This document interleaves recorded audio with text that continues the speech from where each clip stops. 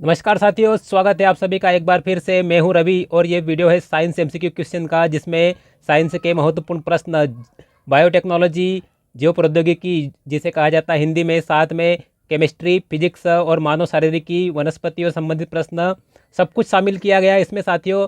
चलिए बढ़ते हैं 25 प्रश्नों की ओर। देखिए पहला प्रश्न आपकी स्क्रीन पर आ चुका है साथियों। देखिए पहला प्रश्न है साथियों, डब्ल्यूबीसी का निर्माण। डब्ल्यूबीसी का निर्माण मानव शरीर में कहाँ होता है साथियों? कहाँ होता है? लिम्फ नोड, अस्थि मज्जा और प्लीहा, उपरोक्त सभी में होता है साथियों। आपका उत्तर क्या होगा? उपरोक्त सभी, तीनों जगह क्या होता है? डब्ल्यूबीसी का निर्माण होता है। डब्ल्यूबीसी क्या है साथियों? डब्ल्यूबीसी को देख लीजिए। डब्ल्यूबीसी के बारे में बताते हैं आपको। डब्ल्यूबीसी क्या है? वाइट ब्लड कॉर्पुसल कहते हैं इसे इंग्लिश में। तो देखते हैं डब्ल्यूबीसी के बारे में। इसे क्या कहते हैं? ल्यूकोसाइट्स भी कहा जाता है। क्या कहते हैं? ल्यूकोसाइट्स। क्या कहते हैं इसे? ल्यूकोसाइट्स भी कहा जाता है। एक बात ये ध्यान रखिए, इसका जीवन काल की बात करें साथियों, कितना होता है जीवन काल होता है इसका 2 से 4 दिन। कितना? 2 से 4 दिन जीवन काल होता है।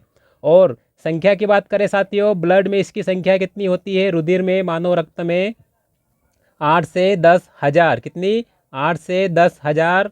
कितना? प्रति घन मिलीमीटर। कितना? प्रति घन मिलीमीटर होती है। इसके प्रकार की बात करें साथियों, प्रकार की बात कर लेते हैं। प्रकार क्या क्या है इसके डब्ल्यूबीसी के? किसके बात कर रहे हैं? डब्ल्यूबीसी की। डब्ल्यूबीसी के प्रकार होते हैं साथियों, एक तो इयोसिनोफिल होता है। इयोसिनोफिल हो गया एक, इयोसिनोफिल। फिर एक हो गया आपका बेसोफिल। कौन सा? बेसोफिल हो गया एक, बेसोफिल। फिर एक हो गया आपका, एक हो गया न्यूट्रोफिल। कौन सा? न्यूट्रोफिल। ये 3 हो गए हैं। ये तीनों कैसे हैं साथियों?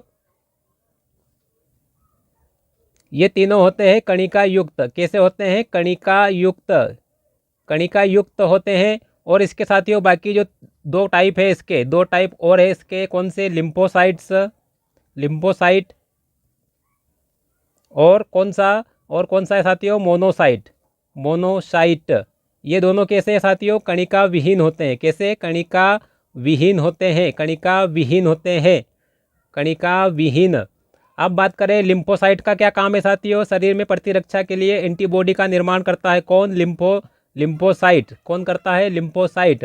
न्यूट्रोफिल की बात करें साथियों, ये सर्वाधिक संख्या में उपस्थित होती है शरीर में। रक्त में, रक्त की बात हो रही है डब्ल्यूबीसी, तो सर्वाधिक संख्या में कौन होती है? न्यूट्रोफिल होती है। और सबसे कम होती है साथियों बेसोफिल। सबसे कम होती है बेसोफिल, सबसे कम होती है। और बेसोफिल क्या करती है? हिपेरिन का निर्माण करती है। हिपेरिन, हिपेरिन जो कि रक्त के थक्के संबंधित है। हिपेरिन का निर्माण करती है कौन? कौन करती है साथियों? ये करती है बेसोफिल।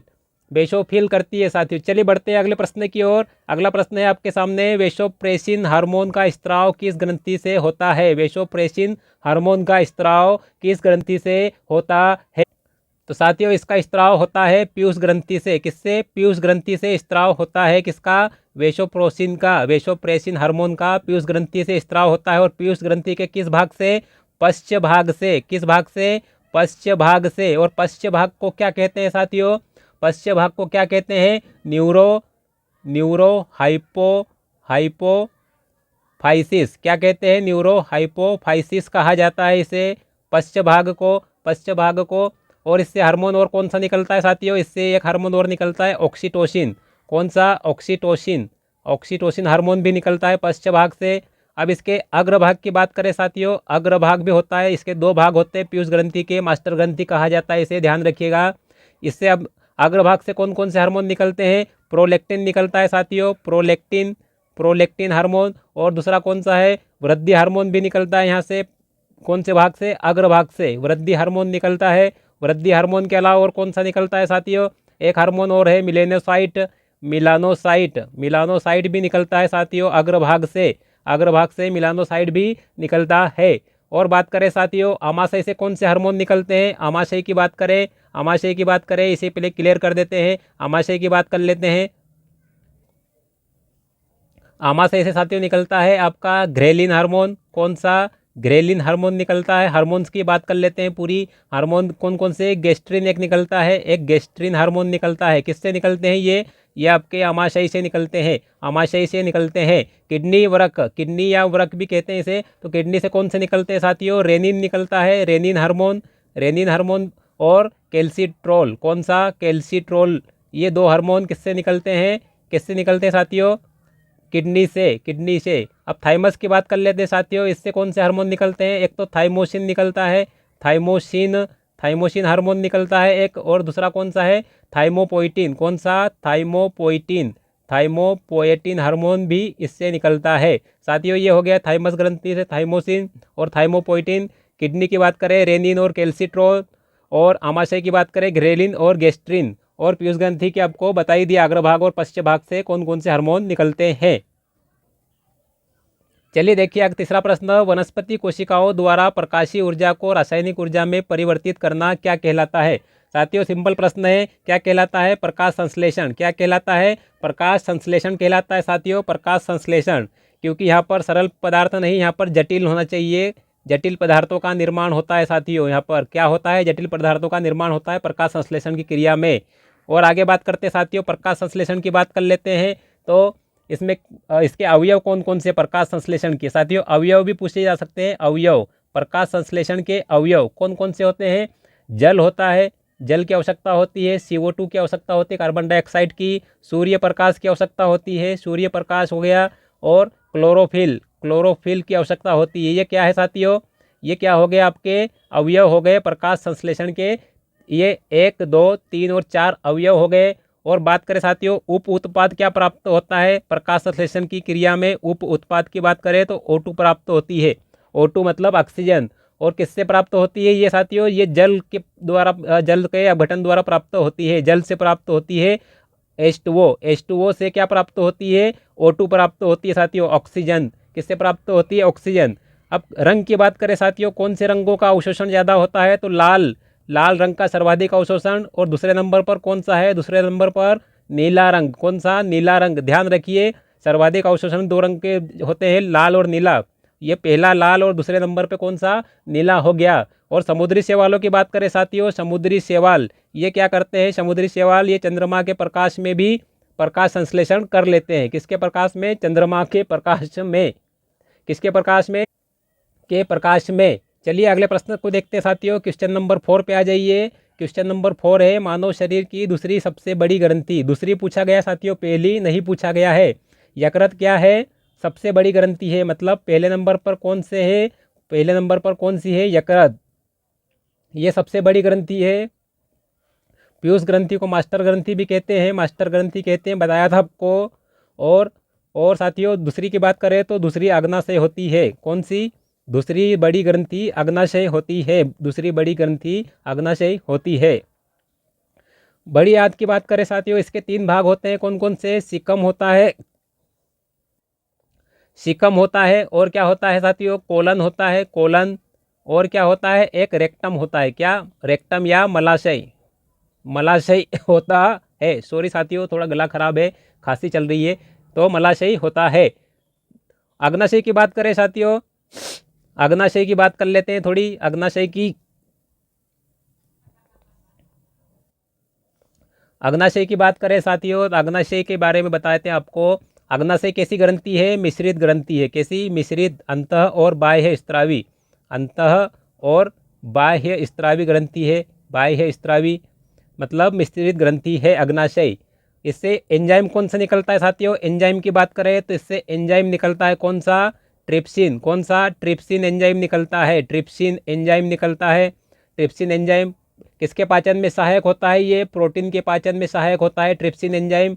अब हार्मोन की बात करें साथियों, हार्मोन कौन कौन से निकलते हैं इससे? हार्मोन देख लेते हैं। हार्मोन की बात करें तो इससे निकलता है इसमें 3 कोशिकाएं, 4 कोशिकाएं होती है। अल्फा कोशिका से कौन सा निकलता है? ग्लूकेगोन। कौन सा? ग्लूकेगोन। किससे निकलता है? अल्फा कोशिका से। बीटा से आपको पता होगा इंसुलिन। कौन सा? इंसुलिन। कमी से रोग कौन सा होता है? मधुमेह। कौन सा? मधुमेह रोग हो जाता है इसकी कमी से। किसकी? इंसुलिन की। डेल्टा की बात करें साथियों, डेल्टा, डेल्टा से कौन सा निकलता है? सोमेटोस्टेटिन। कौन सा? सोमेटोस्टेटिन, कौन सा सोमेटोस्टेटिन निकलता है। और एक कोशिका होती है साथियों एफ सेल होती है, इसमें एक एफ सेल से कौन सा हार्मोन निकलता है, पॉलीपेप्टाइड अग्नाशयी, कौन सा, पॉलीपेप्टाइड निकलता है साथियों एफ सेल्स से, अग्नाशयी, पॉलीपेप्टाइड अग्नाशयी निकलता है। चलिए नेक्स्ट प्रश्न की ओर साथियों, नेक्स्ट प्रश्न आपके लिए है मूत्र का पीला रंग, मूत्र का पीला रंग किस वर्णक के कारण होता, किसके कारण होता है मूत्र का पीला रंग, तो साथियों किसके कारण होता है, यूरोक्रोम के कारण, किसके कारण, यूरोक्रोम के कारण पीला रंग होता है। और यूरोक्रोम का अब निर्माण किससे होता है साथियों, हीमोग्लोबिन के अपघटन से, किसके, हीमोग्लोबिन के अपघटन से निर्माण होता है। ध्यान रखिएगा, अगर पूछा जाए कि यूरोक्रोम का निर्माण किससे होता है तो हीमोग्लोबिन के अपघटन से निर्माण होता है। यूरिनोड क्या है साथियों, यूरिनोड क्या करता है, ये गंध का कारण है, किसकी, मूत्र की गंध का कारण है, मूत्र की जो गंध होती है उसका कारण क्या है, यूरिनोड मूत्र की गंध का कारण है। यूरिक एसिड क्या है साथियों, यूरिक एसिड से क्या होता है, गठिया रोग होता है। ध्यान रखिएगा, गठिया रोग यूरिक एसिड के जमाव से होता है। और क्या होता है गठिया रोग में साथियों रक्त में किसकी मात्रा बढ़ने लगती है, रक्त में किसकी मात्रा बढ़ने लगती है, यूरिक एसिड की, किसकी, यूरिक एसिड की मात्रा बढ़ने से क्या हो जाता है, गठिया रोग हो जाता है। और बात करें साथियों, और बात करते हैं यूरेमिया की बात कर लेते हैं। यूरेमिया क्या है, रक्त में यूरिया की मात्रा बढ़ती है, क्या होता है, रक्त में यूरिया की मात्रा बढ़ने पर ये रोग हो जाता है, किसकी मात्रा, यूरिया की मात्रा बढ़ने पर, किसकी मात्रा बढ़ने पर, यूरिया की मात्रा बढ़ने पर रक्त में कौन सा रोग होता है, यूरेमिया रोग हो जाता है, कौन सा, यूरेमिया रोग हो जाता है। और क्या होता है यूरेमिया रोग में आरबीसी की मात्रा क्या होती है, आकार बढ़ जाता है साथियों, क्या होता है, आरबीसी का आकार बढ़ जाता है, किस रोग में, यूरेमिया रोग में। ध्यान रखिएगा, अगर पूछा जाए आरबीसी का आकार किस रोग में बढ़ जाता है तो रक्त में यूरिया की मात्रा बढ़ने से यूरेमिया रोग होता है। और यूरेमिया रोग में क्या होता है, आरबीसी का आकार बढ़ जाता है। ठीक है साथियों, अब मूत्र की बात कर लेते हैं, मूत्र की बात और थोड़ी कर लेते हैं। इसका पीएच कितना होता है साथियों, इसका पीएच होता है लगभग 5.6, कितना होता है, 5.6, मतलब सामान्यतः अम्लीय होता है। कैसा, सामान्यतया अम्लीय, कैसा होता है मूत्र, यूरिन सामान्यतया अम्लीय होता है, और प्रतिदिन कितना निर्माण होता है मूत्र का मानव शरीर में, प्रतिदिन निर्माण होता है साथियों 1 से 1.5 लीटर, कितना, 1 से 1.5 लीटर निर्माण होता है, लगभग लार के बराबर, कितना, 1 से 1.5 लीटर। चलिए बढ़ते हैं नेक्स्ट प्रश्न की ओर साथियों। नेक्स्ट प्रश्न, मानव शरीर की दूसरी सबसे मजबूत हड्डी, मानव शरीर की दूसरी सबसे मजबूत हड्डी के बारे में पूछा गया है। क्या नाम है दूसरी सबसे मजबूत हड्डी का, या कौन सी है। प्रश्न ऐसा भी हो सकता है दूसरी सबसे मजबूत हड्डी कौन सी है। तो मैंडिबल की बात करें साथियों, मैंडिबल क्या है, सबसे मजबूत है, क्या है, सबसे मजबूत है ये, तो ये पहले नंबर पर आ गई सबसे मजबूत, तो पहले नंबर पर। प्रश्न क्या है, दूसरी पूछा गया है, दूसरी, तो दूसरी कौन सी होगी। चलो अभी वो स्टेपिज की बात करते हैं। स्टेपिज क्या है, सबसे छोटी, क्या है, सबसे छोटी हड्डी है, ये कहाँ पाई जाती है, कर्ण में। कौन सी हड्डी है, सबसे छोटी है। फीमर क्या है साथियों, सबसे बड़ी है, सबसे बड़ी हड्डी है कौन सी, फीमर, सबसे बड़ी हड्डी है फीमर। और क्लेविकल को क्या कहते हैं साथियों, कॉलर बोन भी कहते हैं, क्या कहते हैं, कॉलर बोन भी कहा जाता है, क्लेविकल को कॉलर बोन भी कहा जाता है। और सबसे सुंदर हड्डी भी कहा जाता है, सबसे सुंदर हड्डी भी कहा जाता है, सबसे सुंदर हड्डी शरीर की किसे कहते हैं, क्लेविकल को। अब आपका उत्तर क्या हो जाएगा, दूसरी सबसे मजबूत हड्डी फीमर होगी साथियों। फीमर के दो फैक्ट आपके सामने आ गए, फीमर के दो आपके सामने आ गए, सबसे बड़ी हड्डी है। और दूसरा क्या है इसका, दूसरा क्या है साथियों, दूसरी सबसे मजबूत भी है। सर अगर पूछा जाए दूसरी सबसे मजबूत हड्डी तो है फीमर है, और सबसे बड़ी हड्डी पूछा जाए तो वो भी फीमर है। सबसे सुंदर हड्डी पूछा जाए तो वो क्लेविकल है। कौन सी सबसे सुंदर, सबसे मजबूत हड्डी मैंडिबल है, और सबसे छोटी हड्डी कौन सी है, स्टेपिज है, सबसे छोटी हड्डी। एक बार ध्यान से देख लीजिए, स्क्रीन पर स्क्रीनशॉट ले लीजिए। चलिए आगे बढ़ते हैं। अगला प्रश्न है, रक्त कैंसर को और क्या कहा जाता है, रक्त कैंसर को और क्या कहा जाता है। तो रक्त कैंसर को कहते हैं साथियों ल्यूकेमिया, क्या कहते हैं, ल्यूकेमिया कहा जाता है रक्त कैंसर को। अब थैलेसीमिया की बात करें तो थैलेसीमिया क्या है? जेनेटिक रोग है। कौन सा? जेनेटिक रोग है साथियों, ये जेनेटिक रोग है। जेनेटिक रोग है। इसमें क्या होता है साथियों? हीमोग्लोबिन का संश्लेषण नहीं होता है शरीर में। किसका? हीमोग्लोबिन इसका संश्लेषण नहीं हो पाता है शरीर में, यह क्षमता कम हो जाती है हीमोग्लोबिन संश्लेषण की। हीमोफीलिया क्या है साथियों? रक्त का थक्का नहीं बनता इसमें। इस रोग में क्या होता है? रक्त का थक्का नहीं बनता है। इसे क्या कहते हैं? शाही बीमारी भी कहा जाता है। क्या कहते हैं? शाही बीमारी। क्या नाम है इसका दूसरा? शाही बीमारी भी इसे कहा जाता है। और बात करें साथियों डाइसीफेलरा क्या है साथियों? डाइसीफेलरा जुड़वा बच्चे होते हैं। जुड़वा बच्चे कैसे? जुड़वा बच्चे होते हैं। जुड़वा बच्चे जिनका शरीर एक, क्या शरीर एक और सिर कितने होते हैं? सिर दो होते हैं। सिर दो होते हैं साथियों। किसे कहते हैं? डाइसीफेलरा। जुड़वा बच्चे ऐसे जुड़वा बच्चे जिनका शरीर एक और सिर दो होते हैं उन्हें डाइसीफेलरा कहा जाता है। ध्यान रखिएगा, जुड़वा बच्चे जिनका शरीर एक और सिर दो होते हैं उन्हें डाइसीफेलरा कहते हैं। थैलेसीमिया रोग एक जेनेटिक रोग है। इसमें हीमोग्लोबिन संश्लेषण की क्षमता कम हो जाती है। ल्यूकेमिया को रक्त कैंसर कहा जाता है। WBC की मात्रा रक्त में अत्यधिक मात्रा में बढ़ने लगती है। हीमोफीलिया को शाही बीमारी भी कहा जाता है और इसमें रक्त का थक्का नहीं बनता है रोगी के शरीर में। डाइसीफेलरा आपको बता ही दिया। चलिए आगे अगले प्रश्न की ओर बढ़ते हैं। क्वेश्चन नंबर 7, क्रोमोसोम की खोज किसने की थी? क्रोमोसोम की खोज किसने की थी साथियों? क्रोमोसोम की खोज साथियों ये की थी वोल्डेयर ने। किसने की थी? वोल्डेयर ने क्रोमोसोम की खोज भी की और नामकरण भी किया था क्रोमोसोम का। क्या किया था? नामकरण और खोज। नामकरण और खोज की बात करें क्रोमोसोम की तो वाल्डेयर वैज्ञानिक का नाम आता है। किसका नाम आता है? वाल्डेयर वैज्ञानिक का नाम आता है। इस चिम्पर की बात करें, इस चिम्पर की तो इसने पर्णहरित का नामकरण किया था। किसका? पर्णहरित का क्या किया था? नामकरण। क्या किया था? नामकरण किया था पर्णहरित का। रॉबर्ट ब्राउन की बात करें तो केंद्रक की खोज की थी। किसकी? केंद्रक की खोज की थी इसने। रॉबर्ट ब्राउन ने किसकी खोज की? केंद्रक की। फ्लेमिंग ने क्या किया था साथियों? क्रोमेटिन का पता लगाया था। किसका? क्रोमेटिन का पता लगाया साथियों इसने। और बात करें साथियों गुणसूत्रों की संख्या देख लीजिए। गुणसूत्रों की संख्या मनुष्य में कितनी होती है? मनुष्य में 46 होती है, 23 जोड़े। कितनी? 46। और मेंढक में कितनी होती है साथियों? मेंढक से काफ़ी प्रश्न पूछे जाते हैं परीक्षाओं में। मेंढक में कितनी होती है? 16 गुणसूत्र होते हैं साथियों। 16 गुणसूत्र होते हैं मेंढक में। चलिए नेक्स्ट प्रश्न की ओर बढ़ते हैं साथियों। नेक्स्ट प्रश्न है आपका, श्वसन तंत्र में कौन सा श्वसन तंत्र को कौन सा तत्व प्रभावित करता है? कौन सा तत्व है जो श्वसन तंत्र को प्रभावित करता है साथियों? कैडमियम। कौन सा? कैडमियम तत्व है जो श्वसन तंत्र को प्रभावित करता है। पारा और सीसा किसको प्रभावित करते हैं साथियों? पारा और सीसा ये प्रभावित करते हैं मस्तिष्क को। किसको? मस्तिष्क को प्रभावित करते हैं पारा और सीसा दोनों। और सीसा अकेले की बात करें साथियों, शीशा की बात करें तो ये किसको प्रभावित करता है? ये हड्डियों को भी प्रभावित करता है। किसको? हड्डियों को भी प्रभावित करता है। ओजोन की बात करें साथियों, ओजोन फेफड़ों को प्रभावित करती है। किसको? फेफड़ों को प्रभावित करती है ओजोन। और इसकी उत्पत्ति कहाँ से होती है? SO2 और अमोनिया। ये भी देख लीजिए, SO2 और अमोनिया क्या है? ये भी फेफड़ों को प्रभावित करते हैं साथियों। और ओजोन की उत्पत्ति कैसे होती है साथियों?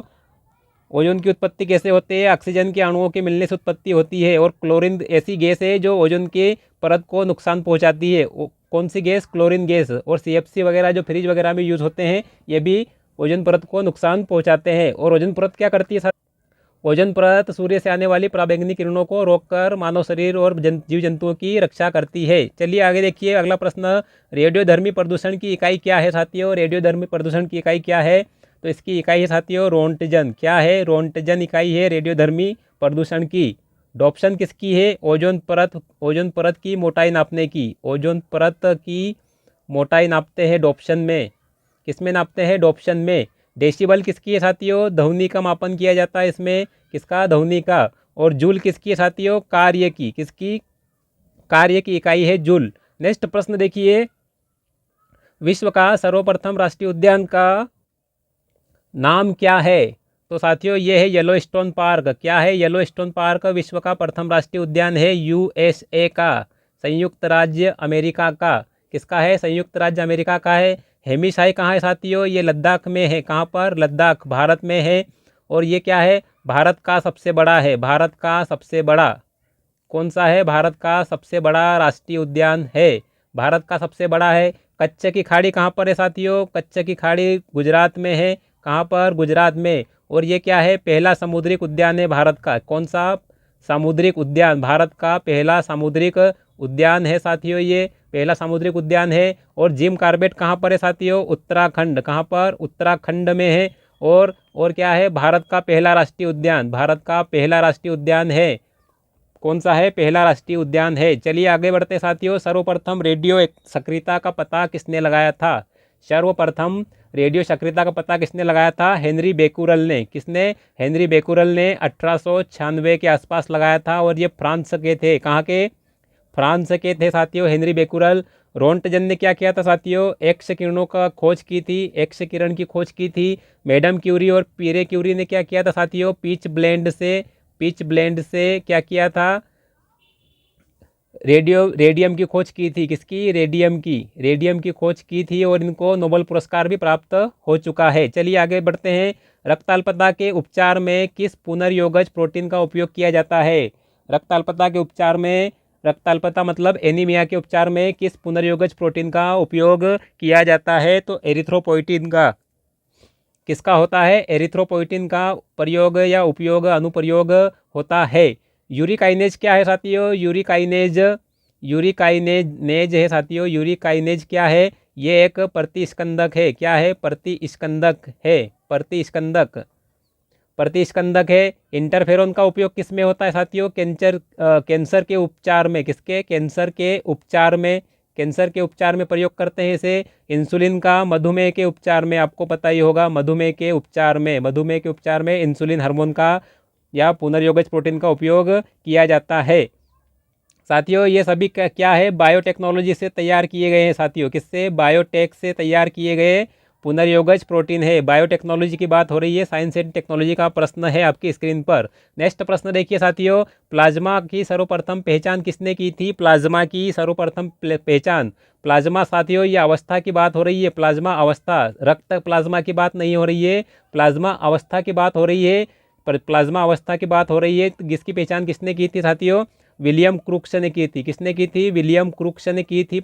प्लाज्मा अवस्था की पहचान किसने की थी? विलियम क्रूक्स ने। लुइस लैग्रांज का संबंध किससे साथियों? लॉन्ग्रेजियन पॉइंट से। किससे? लॉन्ग्रेजियन पॉइंट से है। लॉन्ग्रेजियन पॉइंट से इनका संबंध है। लियो यंग ने क्या किया था? रडार का आविष्कार किया था। किसका? रडार का आविष्कार किया था। अर्नेस्ट हैकल ने पारिस्थितिकी शब्द दिया था। कौन सा? पारिस्थितिकी शब्द दिया था अर्नेस्ट हैकल ने। सर्वप्रथम पारिस्थितिकी शब्द दिया था। चलिए नेक्स्ट प्रश्न की ओर। औद्योगिक उत्पादन एवं प्रक्रियाओं में उपयोगी। कहाँ पर? औद्योगिक उत्पादन और प्रक्रियाओं में उपयोगी जैव प्रौद्योगिकी को क्या कहते हैं? तो साथियों श्वेत जैव प्रौद्योगिकी या ग्रे जैव प्रौद्योगिकी कहते हैं। ग्रे जैव प्रौद्योगिकी कहते हैं। लाल जैव प्रौद्योगिकी का संबंध किससे साथियों? औषधि निर्माण और चिकित्सा। किससे? चिकित्सा से संबंधित है लाल जैव प्रौद्योगिकी। हरित प्रौद्योगिकी किससे संबंधित है साथियों? हरित प्रौद्योगिकी कीटरोधी फसलों का निर्माण। कौन सी फसलें? कीटरोधी फसलों का निर्माण करने में जो प्रौद्योगिकी यूज होती है, जो प्रौद्योगिकी, उसे हरित प्रौद्योगिकी कहते हैं। पीली प्रौद्योगिकी क्या है साथियों? कीटों का उपयोग विभिन्न कार्यों में किया जाता है निर्माण करने के लिए। औषधि निर्माण, फसलों के लिए, जिसके लिए भी इसका कीटों का प्रयोग होता है, उसको क्या कहते हैं? पीली जो प्रौद्योगिकी कहा जाता है, येलो बायोटेक्नोलॉजी। आर्थिक परिस्थितिकी शब्द का जनक किसे कहा जाता है साथियों? क्वेश्चन नंबर 16 देखिए। आर्थिक परिस्थितिकी का जनक कहा जाता है एम.एस. स्वामीनाथन को। किसे? एम.एस. स्वामीनाथन को कहा जाता है। नॉर्मन बोरलॉग को क्या कहा जाता है साथियों? ये हरित क्रांति के जनक है विश्व में। वर्गीज कुरियन कौन है साथियों? श्वेत क्रांति के जनक। किसके जनक? श्वेत क्रांति के जनक है। किसके जनक है? श्वेत क्रांति के जनक है। और कार्ल एरेकी जैव प्रौद्योगिकी के जनक है साथियों। जैव प्रौद्योगिकी के जनक कौन है? Karl Ereky. किसके जनक? जैव प्रौद्योगिकी के जनक है कार्ल एरेकी। ध्यान रखिएगा साथियों। नेक्स्ट प्रश्न देखते हैं। भूकंपीय बादल का सिद्धांत किसने दिया? भूकंपीय बादल का सिद्धांत किसने दिया? तो ये दिया था साथियों वराहमिहिर ने। किसने? वराहमिहिर ने। किसमें पता चलता है? बृहत संहिता जो इनका ग्रंथ है, कौन सा बृहत संहिता ग्रंथ इन्होंने रचा है, उसमें इनके कौन से सिद्धांत, भूकंपीय बादल सिद्धांत की जानकारी प्राप्त होती है। कणाद ने क्या दिया है साथियों? परमाणु के बारे में जानकारी दी थी सर्वप्रथम भारत में। किसने? कणाद ने बताया था परमाणु के बारे में। सुश्रुत क्या है साथियों? शल्य क्रिया के, शल्य क्रिया, शल्य चिकित्सा के जनक। किसके? शल्य चिकित्सा के पिता या जनक, के पिता या जनक। क्या है? शल्य चिकित्सा के पिता या जनक है। ब्रह्मगुप्त ने क्या किया साथियों? गणित में शून्य का उपयोग किया है। किसने? ब्रह्मगुप्त ने गणित में शून्य का उपयोग शुरू किया था। किसने? ब्रह्मगुप्त ने। चलिए नेक्स्ट प्रश्न देखिए, अलेक्स जेफरी का संबंध किस तकनीकी से है? अलेक्स जेफरी का संबंध किस तकनीकी से है? तो साथियों डीएनए फिंगरप्रिंटिंग से। किससे? डीएनए फिंगरप्रिंटिंग से संबंध है। किनका? एलेक्स जेफरी का। किनका? एलेक्स जेफरी का। क्लोनिंग तकनीक से संबंध किनका है साथियों? इयान विल्मूट। कौन? इयान विल्मूट। डोली नामक भेड़ का नाम सुना होगा, इयान विल्मूट। किसके पिता कहा जाता है? क्लोनिंग के पिता कहा जाता है इनको। इन्होंने डोली नामक भेड़ का क्लोन तैयार किया था। और एलेक्स जेफरी ने 1984 के आसपास जो डीएनए फिंगरप्रिंटिंग तकनीक का आविष्कार किया था। चलिए आगे बढ़ते हैं साथियों। अगला प्रश्न है आपके सामने, मीथेन की उत्पत्ति का स्रोत कौन सा है? मीथेन की उत्पत्ति किससे होती है साथियों? पशुओं के जुगाली करने से होती है, कोयले की खदानों में पाई जाती है, धान के खेतों से भी मीथेन की उत्पत्ति होती है। ये चीज़ें हैं, ये जो स्रोत है मीथेन की उत्पत्ति के। जीवाश्म ईंधन के दहन से क्या होता है साथियों? SO2 वो और NO2 की उत्पत्ति होती है, जो कि अम्लीय वर्षा का कारण बनते हैं। कोयला दहन से बाई प्रोडक्ट क्या मिलता है साथियों? फ्लाई ऐश मिलती है। फ्लाई ऐश की उत्पत्ति किससे होती है? किससे होती है? कोयला दहन से। और ये फ्लाई ऐश का प्रभाव क्या होता है? पौधों की प्रकाश संश्लेषण क्षमता को कम कर देता है, उनकी पत्तियों पर जमा होकर, और पौधे मरने लगते हैं। अगला क्या है साथियों? वाष्पशील कार्बनिक पदार्थ। ये किसकी उत्पत्ति में सहायक है? स्मॉग की। किसकी? स्मॉग। प्रकाश रासायनिक धूम्र की उत्पत्ति वाष्पशील कार्बनिक पदार्थों से होती है। आगे बढ़िए साथियों, अगला प्रश्न है, नाइट्रेट प्रदूषण से कौन सा रोग होता है? नाइट्रेट प्रदूषण से कौन सा रोग होता है? तो ये होता है ब्लू बेबी सिंड्रोम। कौन सा? ब्लू बेबी सिंड्रोम रोग होता है। फ्लोरोसिस किससे होता है साथियों? फ्लोरोसिस किससे होता है? पेयजल में किसकी अधिकता से होता है साथियों? फ्लोराइड की। किसकी? फ्लोराइड अगर पेयजल में अधिक मात्रा में अगर ग्रहण किया जाता है तो फ्लोरोसिस रोग हो जाता है। ब्लैक फुट किससे होता है साथियों? पेयजल में किसकी मात्रा अधिक होती है? आर्सेनिक की। किसकी? आर्सेनिक की मात्रा अधिक होती है। और आर्सेनिक का अच्छा अवशोषक कौन होता है साथियों? धान का पौधा होता है। इटाई रोग किससे होता है साथियों? कैडमियम से। किससे? कैडमियम से होता है इटाई रोग। किससे होता है? कैडमियम से। अगर आर्सेनिक का अच्छा अवशोषक की बात करें साथियों, ये आपको बताया धान का पौधा। कौन सा? धान का पौधा होता है साथियों अच्छा अवशोषक आर्सेनिक का। और आर्सेनिक प्रभावित क्षेत्र कौन सा मेन है? पश्चिम बंगाल की बात करते हैं। और मध्य प्रदेश में अलीराजपुर में आपको मिलेगा, क्या मिलेगा? आर्सेनिक प्रदूषण। चलिए अब क्वेश्चन नंबर 21 देखिए, ग्रीन पीस का मुख्यालय कहाँ पर है साथियों? ग्रीन पीस का मुख्यालय है एम्स्टर्डम में। कहाँ पर? Amsterdam, Netherlands. ये नीदरलैंड में है एम्स्टर्डम, जहाँ पर इसका मुख्यालय है ग्रीन पीस का। स्थापना कब हुई? 1971 में। कब साथियों? 1971 में स्थापना हुई इसकी। स्थापना 1971 में हुई। स्विट्जरलैंड में है। IUCN का, किसका? IUCN का मुख्यालय है। IUCN की स्थापना कब हुई? 1948 में। कब हुई? 1948 में। नैरोबी में किसका है साथियों? यूनेप का, संयुक्त राज्य पर्यावरण कार्यक्रम की मुख्यालय है। इसकी स्थापना कब हुई? 1972 में। और स्टॉकहोम में क्या हुआ था? 1972 में पर्यावरण एवं मानव सम्मेलन हुआ था स्टॉकहोम में, जिसके अनुरूप कार्य करने के लिए भारत ने क्या किया था? एक्ट जारी किया था, पर्यावरण प्रदूषण एक्ट। चलिए आगे देखिए, सर्वाधिक अक्षीकारक पदार्थ कौन सा है? सर्वाधिक अक्षीकारक पदार्थ कौन सा है साथियों? फ्लोरीन है। कौन सा? फ्लोरीन है। लिथियम क्या है? लिथियम सबसे